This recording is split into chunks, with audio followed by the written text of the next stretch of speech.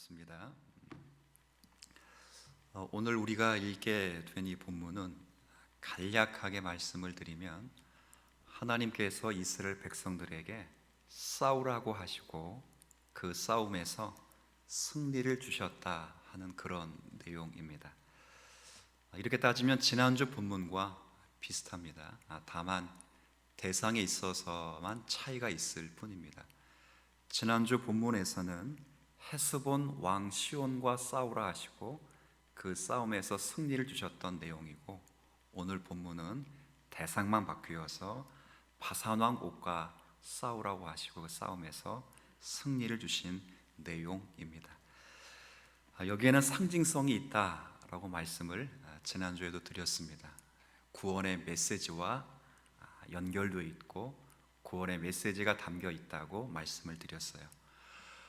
우리의 구원에 관한 한 우리의 노력, 그리고 우리가 수고하고 땀 흘리는 공로가 1절 포함되어 있지 않습니다. 우리의 구원은 하나님이, 기억하시죠? 직접 하신다, 그런 말씀을 드렸습니다. 아버지 하나님께서 창세 전에 그리스도 예수 안에서 저와 여러분을 선택하시고 그리스도로 말미암아 저와 여러분이 하나님의 아들들이 되도록 작정해 주셨습니다. 때가 되면 그리스도 예수께서 이 땅에 오시고 우리의 죄를 위하여 십자가를 지신 후에 그의 대속의 은혜로 말미암아 우리가 죄 사함을 받았을 뿐 아니라 아버지 하나님과 성자 하나님이 성령 하나님을 보내주셔서 교회를 거처로 하여 그리스도의 사역을 우리에게 적용시키시고 그리스도의 말씀을 이해케 하셔서 그 말씀을 듣고 믿어 성령의 인치심으로 하나님의 아들됨을 확증해 주셨습니다. 우리가 한 일은 아무것도 없습니다. 에베소 2장의 말씀처럼 너희는 그 은혜에 인하여 믿음으로 말미암아 수단에 불과합니다. 구원을 얻었으니 이것은 너희에게서 난 것이 아니요 하나님의 뭐라고요? 선물입니다. 선물. 이처럼 구원에 관한 한 우리의 노력은 없습니다. 하지만 구원을 받은 후에는 달라집니다. 하나님의 자녀가 되고 예수 그리스도 안에서 죄 용서함 받아 그리스도 안에 있는 자들은 달라지는 것입니다. 거기에 우리의 순종이 요청됩니다. 지난주에 말씀드린 바입니다. 거기에는 우리의 싸움이 필요합니다. 마치 하나님께서 가나안 경계를 중심으로 해서 안쪽에 들어서서는 이스라엘 백성들에게 헤스본 왕 시온과 싸우러 가셨던 것처럼, 바산 왕 옥과 싸우라고 명령하셨던 것처럼, 구원을 받은 후에는, 그리스도 안으로 들어온 이후에는 하나님을 따라 의와 진리의 거룩함으로 지으심을 입은 새 사람을 입는 싸움이 필요합니다. 이웃에게 거짓말하지 말아야 합니다. 화가 나도 죄는 짓지 말아야 합니다. 구제하기 위하여 손으로 열심히 섬겨야 합니다. 용서할 줄 알아야 합니다. 양보할 줄 알아야 합니다. 좋은 말을 할 줄 알아야 합니다. 친절해야 합니다. 이 모든 것이 하나님의 형상대로 빚어져가는 거룩에 관한 싸움들입니다. 오늘은 그 맥락 가운데, 그런 측면 가운데 이 거룩을 위한 싸움에 있어서 우리가 놓쳐서는 안 되는 중요한 키워드가 있다 하는 것을 성경 본문이 우리에게 말씀해 주고 있는 내용입니다. 뭔가 2절입니다. 2절에 보면 제가 다시 읽도록 하지요. 여호와께서 내게 이르시되 그를 뭐하지 말라고요? 두려워하지 말라라고 되어 있습니다. 싸움입니다. 전쟁은 전쟁인데 두려워하지 말라라고 말씀합니다. 이 문단이 끝이 나는 22절에도 우리가 11절까지 읽었는데 사실은 22절까지 같이 읽어도 됩니다. 22절, 이 본문이 끝나는 22절에도 같이 읽어보시겠어요? 시작. 너희는 그들을 두려워하지 말라. 아멘. 여기까지. 두려워하지 말라라고 되어 있어요. 거듭거듭 두려워하지 말라. 시작에도 두려워하지 말라. 끝에도 두려워하지 말라. 구원받은 하나님 백성이 그리스도 안에 들어가서 영적인 성숙과 하나님을 따라 거룩한 싸움을 싸워 나가는데 그 싸움을 뭐 하지 말라고요? 두려워하지 말라. 그 시작에도 두려워하지 말라. 그 끝에도 두려워하지 말라는 거예요. 왜 그럴까요? 왜 두려워하지 말라는 말이 자꾸 등장할까요?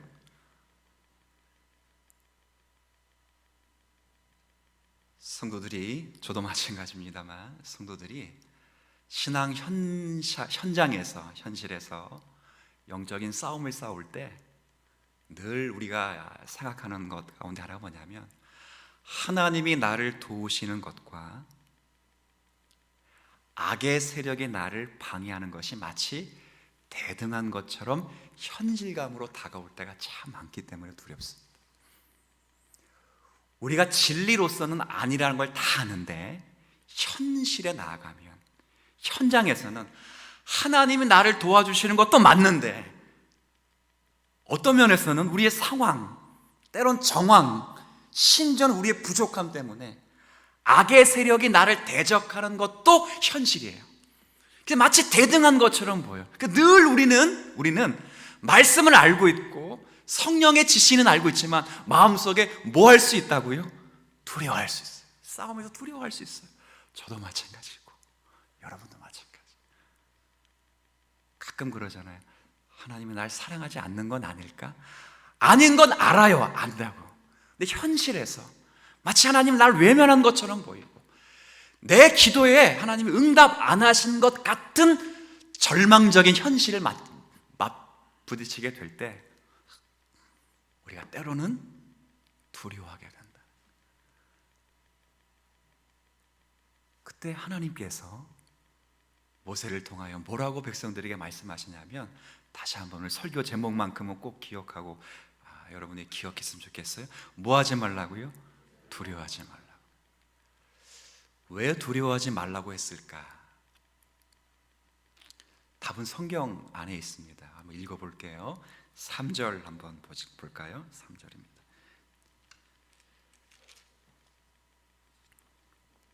제가 3절 읽을게요. 두려워하지 말라라고 말씀하신 후에 그 다음 보세요. 우리 하나님 여호와께서 바산왕 옥과 그의 모든 백성을 우리 손에 뭐 했기 때문에? 넘기셨기 때문에 두려워할 필요가 없다는 것. 손에 넘겼다라는 표현이 있어요.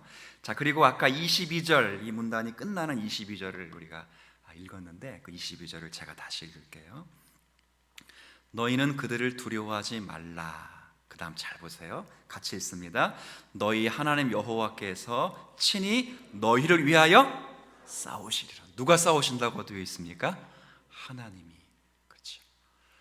두려워하지 말아라. 왜? 그리스도의 장성한 분량에까지 이르도록 하는 이 모든 싸움은 하나님이 우리의 손에 넘기신 싸움. 그럼 싸우면 반드시 이기는 거예요. 반드시 이긴다라고만 말씀하시지 않고 그 싸움을 너희들이 싸우는 것이 아니라 내가 너희들과 함께하여 친히 내가 너희를 위하여 싸우리는 거예요. 그러니 뭐 하지 말라고요? 두려워하지 말라. 자, 이해가 되시겠어요? 이제 이해가. 현실은 그래요. 현실은 그럴 수 있어요. 그때마다 항상 우리가 깨닫고 돌아오고 회개하고 전환해야 될 말씀은 하나님이 나와 함께 하셔서 이 모든 상황 동안 이 상황을 통해서 나로 하여금 그리스도의 거룩의 성품으로 만들어 주실 것이다. 믿으십니까? 이런 담대함이 있어요. 내 손에 어떻게 하셨다고요? 넘기셨다. 옛날 번역에는 붙여주셨다. 본드처럼 딱 붙여주셔가지고 나의 유익을 위하여, 내 성숙을 위하여, 하나님을 더 의지하기 위하여 내게 붙여줬다. 근데 떨어질까봐 그냥 우리가 믿음으로 떨어뜨리는 것이 아니라 그냥 하나님을 무지함으로, 하나님께 무지함으로, 하나님을 외면함으로 떨어지지 않도록 하기 위하여 하나님께서 너희를 위하여 친히 마지막 22절에 싸우시리라. 물어볼게요. 하나님 멋있어요? 안 멋있어요? 진짜 멋있어요. 진짜 참 괜찮은 분이다. 말로 형용할 수 없을 정도로 참 하나님 신묘막측하신 분이셔요. 반대로 말하면 그만큼 여러분들을 사랑하신다는 의미이기도 하죠. 두려울 필요가 없습니다. 이 가나안 정복 전쟁의 승리가 하나님의 손에 달려 있다는 것 때문에 두려워할 이유가 없다는 거예요. 우리에도 마찬가지입니다. 크게는 우리의 인생의 승리 여부가 우리의 손에 달려 있는 것이 결코 아닙니다. 전적으로 하나님의 손에 달려 있음을 우리는 명심해야 됩니다. 내 삶과 그리고 내 인생이 나의 손에 달려 있는 것이 아니고 하나님의 손에 달려 있다. 이게 얼마나 큰 위로인지 모르겠어요. 아빠, 나 잘 살 것 같아? 애들이 가끔 물어보잖아요. 나 미래가 궁금해. 우리 아이는 가끔 그래요. 미래가 궁금해. 그럼 제가 뭐라고 말하겠습니까? 살아봐. 이렇게 만약에 얘기했을 것 같아요. 제가 예수를 안 믿었으면. 제가 꼭 그렇게 말합니다. 걱정하지 마라. 걱정하지 마라. 네 미래는 하나님이 붙들어 주실 것이다. 밝을 것이다. 내가 꼭 그래요. 뭐 돈이 있어? 뭐 백이 있어? 근데 더 큰 백은 계시죠. 하나님은. 그래서 기독교인들이 무대뽀인 것 같아요. 너무 무대뽀는 안 됩니다. 하나님이 계시잖아요. 그리고 앞으로 살아가기 굉장히 어려운 시대를 살고 있는데 하나님은 너의 인생을 책임져 주실 것이다. 네가 하나님을 의지하고 하나님을 전적으로 신뢰하는 동안은 하나님이 너를 버리지 않을 것이다. 굶주리게 하지 않을 것이다. 줄이지 않게 할 것이다. 곤고할지라도 하나님을 찬양하게 할 것이다. 원수의 목전에서 상을 차려주실 것이다. 걱정하지 말아라. 제가 너무 무대봅니까? 아니요. 오늘 하나님께서 우리에게 그렇게 말씀하시는 거예요. 마찬가지. 코로나 때문에 얼마나 사회가 참 많이 불안해합니까? 이 코로나로 인하여 이 가장 큰 주적이 마치 교회가 된 듯한 억울한 심정들을 교회는 다 가지고 있습니다. 그토록 방역에 최선을 다했는데 방역의 파트너가 아닌 방역의 대상으로 보는 이 정부의 불편한 시선이 정말 불편하고 때로는 불평을 토하기도 하는 이 시점이기도 합니다. 그래서 교회가 위축될 것은 아닌가, 교회가 점점 쇠락해지지 않을까, 하나님의 교회가 날아가진 않을까. 그러나 제가 이 말씀을 준비하다가 힘을 얻었어요. 걱정하지 말아라. 하나님께 흔드시면 죄송합니다, 가라지는 떨어져 갈 것이지만 알곡은 이때를 통하여 더욱 정결하게 그리스도의 신부로 자라갈 것이다. 이거 제가 너무 무대 봅니까? 이 말씀 준비하다가 힘을 얻었어요. 그래, 두려워하지 마. 죄송합니다, 따라합시다. 뻔뻔해지자. 하나님 앞에 뻔뻔해지. 사람 앞에 뻔뻔해지지 마시고요. 그럼 큰일 납니다. 그렇게 매너 없는 기독교인이 되면 안 되겠죠. 하나님 앞에 그런 마음을 가지고 쓰셔야 돼요. 용기를 가지셔야 돼요. 우리의 대적을 두려워할 필요가 없습니다. 여러분, 우리의 주적인 이 사탄이라고 이제 많은 분들이 이야기를 하시는 그 사탄이 신자를 넘어뜨리는 방법은 두 가지입니다. 성경은 딱 두 가지라고 말해요. 그러니까 신자의 그러니까 사탄의 정체성이 두 가지라고 말하는 것이 아니라 사탄의 정체성으로 인하여 사탄이 하는 일이 딱 두 가지입니다. 요한계시록 12장에 나와 있는 것처럼 온 천하를 꿰는 자이기도 하고, 두 번째는 참소하는 자인 것처럼 첫 번째, 그러니까 두 가지입니다. 하나는 유혹입니다. 유혹. 온 천하를 꿰고 있습니다. 유혹은 비슷하게 들어요. 비슷하게. 정품인 줄 알았는데 그렇죠. 위조품이에요. 정품이 아니에요. 근데 생긴 거는 비슷해요. 비슷하게 들어와요. 욕망과 비전을 착각하게 만들어요. 자기는 비전인데 잘 생각해 보면 욕망이에요, 욕망. 그래서 여러분들이 가지고 있는 비전을 한 번쯤은 점검을 받으셔야 돼요. 그 비전이라는 말을 쓰기까지, 이 교회가 이걸 비전이라는 말을 쓰기까지, 여러분 인생 가운데 여러분의 꿈을 비전이라 말하기까지 반드시 목회자 혹은 말씀을 통해 조명을 받으셔야 돼요. 그게 욕망인지 비전인지 조명하셔야 돼요. 그렇게 와요. 욕망, 비전을 가장한 욕망으로 와요. 최초의 인류에게 그렇게 찾아왔어요. 자신은 비전인 줄 알죠. 누구처럼 되는 것? 하나님처럼. 신의 성품에 참여한 우리의 거룩한 비전이 뭐예요? 그리스도의 장성한 분량에 이르는 것. 하나님처럼 되는 거예요, 우리가. 그게 비전이에요. 하와와 아담의 비전이 뭐예요? 하나님처럼 되는 거예요. 근데 비전과 욕망을 착각했다고요. 그런 욕망이 비전으로 서고 난 다음엔 먹음직하고 보암직하고 지혜롭게 할 만큼 탐스럽기도 하여 금단의 열매를 따먹었습니다. 유혹이라는 방법이에요. 또 하나의 방법은 참소의 참소. 참소는 해코지 하려고 일러 바치는 거예요. 그랬대요, 그랬대요. 이게 사탄이 하는 일이에요, 사탄. 근데 이것에 두려워. 오늘 본문 뭐 하지 말라고요? 두려워하지. 왜 두려워하지 말아야 되는가? 제가 참소와 관련해서는 이제 내일 우리가 지금 스가랴 말씀을 읽고 있잖아요. 점검을 한번 해보셔야 되는데, 이번 주 우리 안 하겠습니다. 여러분 대답 못 하실 것 같아서. 서선지서 읽고 계시죠? 이번 주 읽고 있는 분량이 어딥니까? 답 다 나왔지만 오늘 몇 장 읽을 차례죠? 오늘 설교 일찍 끝내드리겠습니다. 감사합니다. 알고 계시네요. 예, 감사합니다. 그럼 이번 주 읽고 있는 본문이니까 스가랴 3장을 한번 보시죠.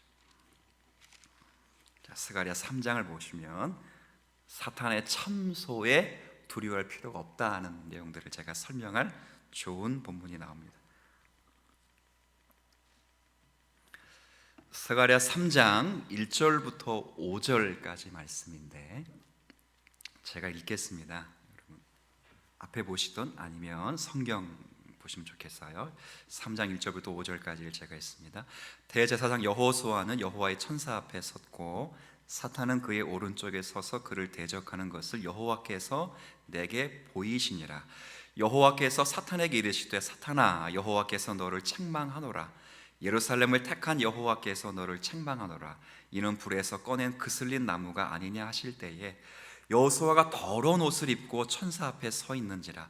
여호와께서 자기 앞에 선 자들에게 명령하사 그 더러운 옷을 벗기라 하시고 또 여호수아에게 이르시되 내가 내 죄악을 제거하여 버렸으니 내게 아름다운 옷을 입히리라 하시기로 내가 말하되 정결한 관을 그의 머리에 씌우소서 하매 곧 정결한 관을 그 머리에 씌우며 옷을 입히고 여호와의 천사는 곁에 섰더라. 아멘. 잠깐 저를 보세요. 설명을 좀 드릴게요. 스가랴 이 말씀은 스가랴라고 하는 선지자가 하나님께 받은 말씀이에요. 핵심 그리고 본 지금 읽은 부분은 하나님께로부터 본 환상이에요. 환상. 환상의 내용은 뭐냐면 이스라엘 백성들의 죄를 용서해 주시고 이스라엘 백성들을 회복해 주시겠다가 핵심이에요. 핵심. 그 핵심의 내용을 환상으로 보여주는 거예요. 환상. 근데 환상의 내용에 우리가 아주 익숙하게 알고 있는 이름 한 분이 등장해요. 누가 등장하냐면 누가 등장했죠? 여호수아라는 사람이 등장해요. 근데 이때 여호수아는 우리가 흔히 잘 알고 있는 모세의 종, 가나안 정복 전쟁의 지휘자로 등장하는 여호수아가 아니고 그 당시에 대제사장으로 있었던 여호수아예요. 그러니까 다른 사람이에요. 이름이 여호수아. 자, 그런데 여하간 이 스가랴가 환상을 보는데 여호수아라는 대제사장이 하나님의 천사 앞에 딱 서 있어요. 제가 천사라면 여호수아가 여기 서 있고 이 여호수아 옆에 사탄이 함께 서 있는 거예요. 함께. 그러니까 하나님 앞에 여호수아가 서 있고 그 옆에 사탄이 있어요. 사탄이 여호수아를 대적하면서 하나님께 뭐 한다고요? 참소해요. 참소. 내용이 뭐냐면 3절에 보니까 여호수아가 더러운 옷을 입고 있다라고 되어 있어요. 더러운. 이게 어떤 이야기냐면 당시 배경이 좀 필요할 것 같습니다. 이스라엘 백성들의 영적 상태를 표현한 말이기도 한데, 더러운 옷을 입었다고 하는 것은 그 당시 백성들의 상황을 이야기하는 걸 수 있습니다. 하나님의 백성들이 하나님의 기나긴 인내, 그리고 하나님께서 돌아오라고 하는 호소에도 불구하고 끝까지 고집을 피워서 우상을 숭배했습니다. 그리고 하나님께서 회개하라고 그렇게 외쳤는데도 끝까지 세상적 가치관을 따라 살다가 결국 나라가 멸망을 당했습니다. 그들이 그토록 자랑했던 성전이 다 무너졌고요, 성전에서 드려졌던 모든 제사들도 다 사라지고 잿더미가 되어버렸습니다. 그리고 바벨론 포로에 끌려가서 70년 동안 포로 생활을 하고 돌아와서 이스라엘 나라를 재건하고 예루살렘 성과 성전을 재건하려고 힘을 쓰는데 힘이 나지 않는 거예요. 성전을 재건하려 해도 옛날에 있었던 솔로몬의 성전에 비하면 정말 추하죠. 힘이 나지 않아요. 좌절하고 있어요. 쓰러지고 있어요. 무너지고 있는 상태예요. 여러분, 제가 늘 느끼지만 절망이라는 것을 우리가 감안할 때 상황이 어쩔 수 없어서 만나는 절망은 그래도 금방 극복합니다. 그러니까 예를 들면 나는 열심히 했었고 정말 최선의 노력을 다했는데 상황이 이래서 어쩔 수 없이 이렇게 됐다, 그러면 사실은 금방 일어날 수 있어요. 우리 성도님들 지금 코로나19 때문에 많이 힘들어 하시는데 가끔 통화해 보면 그럼에도 불구하고 이런 말씀을 많이 하세요. 뭐 저만 어려운가요? 뭐 상황이 이런 걸 어떻겠습니까? 버티면 좋은 일이 있겠지요. 금방 이뤘어요. 근데 그 잘못된 상황이, 절망의 상황의 순전이 자기 잘못 때문에 그런 거라면, 자기의 죄악 때문에 그렇고, 자신이 무지해서 그렇고, 자기가 무능력해서 순전히 자기 책임이었다면 그 자괴감과 절망감은 이루 말할 수 없을 정도로 커요. 백성들이 지금 그런 상황. 그래서 더러운 옷을 입고 있다고 했어요. 2절에 보면 그 상황을 뭐라고 말했냐면 불에서 꺼낸 나무 토막, 그슬린 나무 토막 같다라고 들었어요. 사탄이 이 모습을 보고 하나님께 참소하는 거예요. 뭐라고 참소했겠습니까? 하나님, 예전 아까 그랬죠. 참소는 뭐 하는 거라고요? 예보래요 그러지. 예전 보래요. 이스라엘 백성들 좀 보래요. 하나님이 그렇게 자비를 베푸시고 그렇게 사랑을 베풀었는데 하나님의 백성들이 하나님의 자녀답게 못 살아서 이 모양 이 꼴이 됐습니다. 하나님 더 이상 얘네들에게 자비를 베풀 필요가 없습니다. 자비를 베풀어도 얘네들은 항상 이 모양입니다. 그러니 멸하십시오. 얘네들 꼬라지가 이렇습니다. 그러니 버리셔도 됩니다 라고 말해요. 이때 하나님의 반응이 어떨까요? 백성들의 모습이 아까 무슨 옷을 입고 있었다고요? 더러운 옷. 불에서 꺼낸 무슨 막대기 같다고요? 그슬림. 그건 어디 쓰지도 못해요. 쓰지도 못한다. 근데 하나님 뭐라고 말씀하시는지 2절을 제가 다시 읽어드릴게요. 2절에. 자, 2절에 여호와께서 사탄에게 이르시되, 사탄에게 뭐라고 말씀하시는지, 사탄아, 내가 너를 책망하노라. 예루살렘을 택한 여호와께서 너를 책망하노라. 이는 불에서 꺼낸 그슬린 나무가 아니냐라고 말씀하셔요. 저는 너무 전 이 구절을 읽을 때 옛날에 너무 감동을 받았어요. 무슨 말씀입니까? 불에 꺼낸 그슬린 나무 같지 않느냐라는 말씀이 지금 이스라엘 백성들을 책망하시는 말씀이 아니라 그만큼 불쌍하지 않느냐라고 말씀하시는 거예요. 사탄을 책망하고 계시다니까요. 우리가 여기서 주목해야 될 것은 동일한 이스라엘 백성들의 상태를 놓고 사탄과 하나님의 의견이 갈리는 것을 주목하셔야 합니다. 사탄은 하나님의 백성들의 비참한 상태를 놓고 아까 말씀대로 하나님 얘 보세요, 도대체 못 봐주겠습니다 라고 하는 것이고, 하나님은 그 동일한 상태를 놓고 사탄을 꼬집고 계시는 거예요. 야, 이 상태를 봐라, 불쌍하지도 않느냐, 네 심포가 그래서 되겠느냐라고 꾸짖으신다고요. 하나님 마음이 움직입니다. 그런데 이 마음이 움직이는 것은 이스라엘 백성들이 뭘 잘해서 움직이는 것이 아니에요. 아까 무슨 옷을 입고 있었다고? 대제사장 여호수아가 더러운 옷을 불에서 꺼낸 그슬린 나무 토막 같다고요. 그런데 하나님 마음이 움직이는 것은 그들을 택하시고 그들을 자녀 삼기를 기뻐하신 하나님의 은혜와 사랑 때문에 그들을 붙들어 주시고 사랑해 주심이 변함이 없는 거예요. 누구를 오히려 책망했습니까? 고자질하는 사탄을 책망했다고. 그래서 두려워할 필요가 없다는 거예요.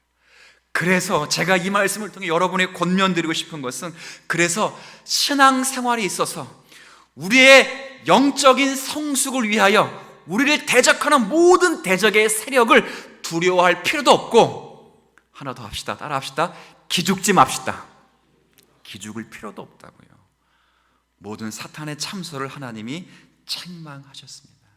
이것은 제가 박영선 목사님 글을 읽다 보니까 이것은 효과음에 불과하다 이렇게 표현을 했어요. 아주 그냥 제가 볼 때는 적확하게 표현했다. 제가 우리 그렇게 느껴지는 표현입니다. 효과음이 무슨 힘이 있겠습니까? 지금은 라디오를 잘 안 듣습니다만 옛날에는 많이 들었습니다. 물론 저도 라디오를 들을 때는 차 안에서만 듣지만 옛날에는 TV가 다 이렇게, 이제 제가 어릴 때만 해도 TV가 집집마다 있었던 그런 시대가 아니었기 때문에 집에서 주로 라디오를 들었습니다. 방에 모여서 라디오를 들으면 라디오에 꼭 뉴스도 하고, 뉴스에 빠지지 않는 게 꼭 대통령 뉴스, 그때는 그죠? 뉴스도 하고, 그리고 뉴스 끝나고 나면 여러 이야기하다가 이제 집안 모든 식구들이 잘 듣는 그 라디오가 뭐냐면 드라마 같은 거예요. 드라마, 그죠? 근데 드라마를 쭉 들으면, 근데 그때도 늘 신기하고 늘 신기했습니다만 드라마에서 많은 소리들이 들려와요. 소리들, 말 발굽 내는 소리, 그죠? 말 달리는 소리, 바람 내는 소리, 유리 깨지는 소리, 차 문 닫는 소리, 여러 소리들이 들려요. 그 소리를 과연 어떻게 낼까? 어릴 땐 굉장히 궁금해했을 거 아니에요. 이제 TV가 보급되고 그때 당시에 라디오에서 효과음을 내는 분들이 TV의 방송에 나와서 효과음을 어떻게 냈냐라는 것을 이야기하는데, 한 분이 그런 얘기를 했습니다. 바람 같은 소리를 어떻게 내느냐 했더니, 사기컵 2개 있잖아요. 사기컵 2개를 가지고 이렇게 마주대 가지고 싹 문지면 소리가 난다는 거예요. 말 달리는 소리, 말발굽 소리는 그냥 컵 2개 가지고 이랬다는 거예요. 문 닫는 소리, 천둥 소리는 소리를 다 그렇게 만들었다는. 근데 우리가 라디오를 들으면 진짜 바람이 부는 것 같아요. 문이 닫히는 것 같아요. 근데 전혀 그렇지 않아요. 제가 지금 뭘 말씀드린다는 거예요?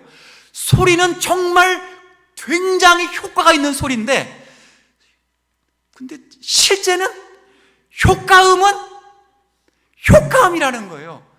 거기에 어떤 능력도, 이게 무슨 말씀 드리는지 아시겠어요? 라디오에서 말이 막 달려와요. 그러면 실제 말들이 막 군대가 달려오는 게 아니고 사람이 뭐 하고 있다고, 지금? 컵 가지고 이러고 있는 거예요. 이러고. 사탄의 참소, 사탄의 대적, 우리의 성화를 방해하는 모든 악의 대려들은 사실은 효과음만 무성할 뿐 실체와 실력은 없다. 그러니 뭐 하지 말라고요? 아무리 여러분들을 막 몰아붙여도, 죄송합니다, 이러고 있다고. 근데 이 소리에 성도들이 다 겁을 먹고 있어요. 마음을 녹이고 있다고요. 본문이 분명히 말해요. 그러지 말아라. 2절과 22절에 뭐라고 말했어요? 다시 한번 뭐 하지 말라고요? 두려워할 필요가 없다는 거예요. 오늘 그 이야기를 제가 여러분에게 드리고 싶은 것입니다. 사탄은요, 여자의 후손 예수님에 의해서 이미 머리가 박살난 상태입니다. 다만 몸만 꿈틀거릴 뿐입니다. 죽어가는 것입니다. 절대 회생불능합니다. 여자의 후손에 의해서 머리가 부서지는 게 창세기의 원시복음입니다. 여자의 후손이 뱀의 머리를 상하게 할 것이다 라고 오실 메시아가 사탄 마귀를 이길 것이라고 약속하셨습니다. 그래서 사탄은 머리가 상실되어 있습니다. 사탄이 울부짖는 것은, 사탄이 으르렁 것인 것은 이제는 효과음일 뿐입니다. 실체가 없습니다. 능력이 없습니다. 히브리서 2장 14절 말씀으로 한번 확인해 보십시오. 2장 14절입니다. 앞에 있습니다. 이 말씀은 짧으니까 함께 읽겠습니다. 시작. 자녀들은 혈과 육에 속하였음에 그도 또한 같은 모양으로 혈과 육을 함께 지니심은 죽음을 통하여 죽음의 세력을 잡은 자 곧 마귀를 멸하신다. 마귀를 멸하셨다고요. 이 말은 마귀의 존재를 아예 없애버렸다라는 말은 아닐 거예요.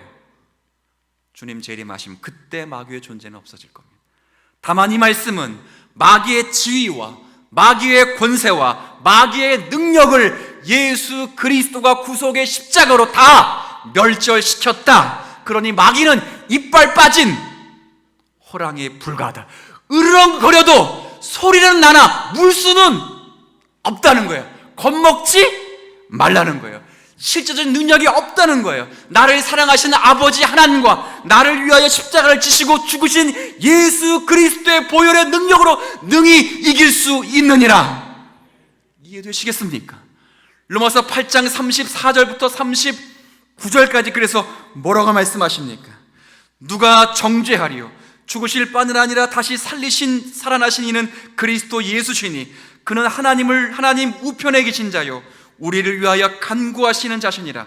누가 우리를 그리스도의 사랑에서 끊으리요? 환난이나 곤고나 박해나 기근이나 적신이나 위험이나 칼이랴. 기록된 바 우리가 종을 주를 위하여 죽임을 당하게 되며 도살당할 양같이 여김을 받았느니라 함과 같으니라. 그러나 이 모든 일에 우리를 사랑하신 이로 말미암아 우리가 넉넉히 이기느니라.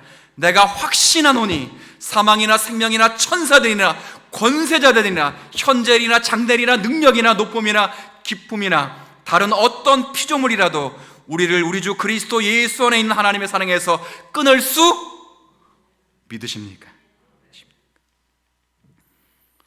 그러니 자존감을 좀 높이시라고요. 자존감을 높이시라고요. 기죽지 마시라고. 자존감을 높이라는 것이 교만하라는 말이 절대 아닙니다. 크리스천들은 자존감이 좀 높아야 돼요. 교만하라는 말이 아닙니다. 자존감이 있어야 됩니다. 난 누가 뭐라 해도 하나님의 자녀다. 자녀다. H그룹 모 회장도 자기 아들이 구타를 당하니까 조폭을 동원해서 그 아들 때린 그 불량배들을 거반 죽여놨다가 논 적이 있습니다. 화제가 됐죠. 화제가 됐다고요. 근데 한편으로는 부럽더라고요. 그런 아버지를 둔 게. 걱정하지 마세요. 우리 아버지는 H그룹과는 잽도 안 되는 하나님 아버지시자 전능하신 절대자이십니다. 무소불위한 힘을 가지실 뿐 아니라 그 힘을 당신의 택한 백성들을 위하여 선히 사용하실 수 있는 신묘막측하시며 위대하시며 거룩함으로 충만하시며 부족함이 없으시며 회전하는 그림자조차 없으신 능력의 하나님이십니다. 자존감을 가지셔야 됩니다. 이런 예를 들어볼까요? 저희 집 애들이 셋인데 셋째는 유독 부모에게 돈을 잘 달라고 합니다. 제가 먹여주고 입혀주고 재워주고 공부까지 시켜주는데 뭐 필요하면 돈 달라고 하는데 눈 하나 깜빡하지 않고 미안한 감 없이 돈을 달라고 합니다. 근데 전 그게 좋습니다. 좋다고요. 만약에 여러분의 아이들이 정말 어린 아이가 있다면 아이들이 이렇게 한번 해본다고 생각했어요. 어머님, 저 죄송스러운데 저 좀 학원비 좀 대주실 수 있으시겠어요? 그럼 부모가 자괴감이 듭니다. 무슨 말씀인지 제가 우리 집 이야기를 하자는 것이 아니라 무슨 말씀인지 여러분들이 이해가 되셨을 줄 압니다. 신앙생활의 가장 큰 해악이 뭔지 아세요? 신앙감의 자존감이 너무 낮은 거예요. 하나님 앞에 미안한 마음이 너무 커서 하나님 앞에 정말 나서기가 정말 부끄러워서 그런 건지 모르겠는데 자존감이 낮아도 너무 낮아서 하나님 앞에 아예 나가는 것을 멈추고 계시는 일이 얼마나 많은지를 생각하셔야 됩니다. 기르는 애들의 특권은 뻔뻔함에 있습니다. 뻔뻔함에. 그러나 아이들만을 가질 수 있는 특권입니다. 그러나 그 뻔뻔함으로 자녀들을 물리치지 않습니다. 동일한 것입니다. 하나님께서 우리를 위하여 승리를 포함해서 그 모든 것을 누리도록 약속해 주셨습니다. 하나님 앞에서 물론 우리는 분명 허물 많은 죄인이겠지만 또 죄도 많지만 자녀의 신분으로서 그런 자존감을 갖고 면목 없는 얼굴로 하나님 앞에 나아가면 하나님은 우리를 외면하지 않으십니다. 믿으셔야 됩니다. 내가 누구냐 하는 것, 그건 그리스도인들에게 있어서는 십자가의 보혈의 공로를 조금도 상실시키지 않는 자존감입니다. 오늘 하나님의 종으로 살지 말고 자녀로 먼저 살아주시기를 원합니다. 어떠한 것도 두려워할 이유가 없습니다. 이미 마귀는 그 지위와 권세가 멸절된 상태입니다. 효과만 크지 으르렁거려도 이것들이 우리에게 어떤 해도 가하지 못합니다. 베어라는 영화를 한번 보셨습니까? 저는 어린아이를 이제 길러가면서 같이 봤는데요. 베어라는 영화를 보면 어린 곰, 새끼 곰이 엄마 곰과 함께 있다가 잠시 떨어져서 시냇가에서 막 놉니다. 근데 그 앞에, 새끼 곰 앞에 큰 표범이 나타나가지고 그 새끼 곰을 잡아먹으려고 합니다. 이 새끼 곰이 너무 놀래가지고 막 바들바들 떨고 있는데 갑자기 앞에 있는 큰 표범이 기겁을 하고 도망을 갑니다. 기겁을. 새끼 곰이 왜 그럴까 하면 뒤를 보니까 자기 엄마 곰이 금세 달려와서 큰 등치로 두 발을 앞발을 싹 들고 엉 하고 있으니까 큰 표범이 도망을 가버려요. 여러분, 하나님이 우리의 등 뒤에서 항상 그렇게 서 계십니다.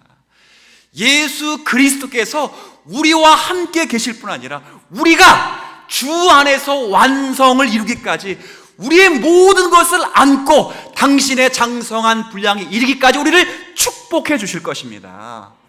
두려워 마시고 나가십시오. 그리고 싸우십시오. 도망가지 마시고 기도함으로 나가시되 이 기도함으로 내 믿음이 더욱 주님을 의지하도록 되는 일에 하는 일에 여러분의 생애를 드리면 그 생애가 내게 부족함이 없으리라고 하는 그 고백으로 여러분에게 열매로 맺혀지게 될 것을 주의 이름으로 축복을 드리겠습니다.